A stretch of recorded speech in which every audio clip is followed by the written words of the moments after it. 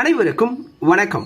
இன்னைக்கு முக்கியமான current affairs என்ன அப்படின்னா, கொசுவை கட்டுப்படுத்துறதுக்காக வெளிநாட்டு மீன் இனங்களை நம்ம நாட்டில் வளர்க்கறதுக்கு எதிரான ஒரு மனு தாக்கல் செய்யப்பட்டிருக்கு பசுமை தீர்ப்பாயத்தில். ஓகேங்களா?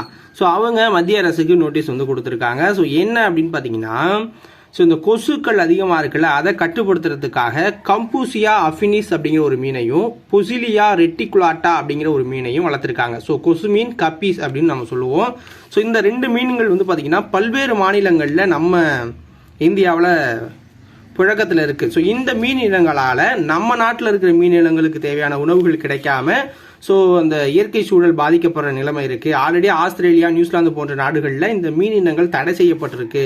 ஸோ நம்ம நாட்டிலையும் தடை பண்ணணும் அப்படின்னு தான் இந்த மனு தாக்கல் செய்யப்பட்டிருக்கு. ஸோ இதனால் பசுமை தீர்ப்பாயத்தோட தலைவராக இருக்கிற நீதிபதி பிரகாஷ் ஸ்ரீவாஸ்தவா அவர்கள் மத்திய அரசுக்கு ஒரு நோட்டீஸை போட்டிருக்காரு. ஸோ இந்த நோட்டீஸுக்கு மத்திய சுகாதார மற்றும் குடும்ப நல அமைச்சகமும், தேசிய பல்லுயிர் ஆணையம், தேசிய தொற்றுநோய் கட்டுப்பாட்டு மையம் இவங்கெல்லாம் பதில் அளிக்கணும் அப்படின்னு சொல்லியிருக்காங்க. கூடிய விரைவில் இந்த ரெண்டு மீன் இனங்களுக்குமே தடை விதிக்கப்படும். ஸோ அதனால இது ரொம்ப ரொம்ப முக்கியமான ஒரு வினா. ஸோ நோட் பண்ணி வச்சுக்கோங்க. ஓகேவா? நன்றி, வணக்கம்.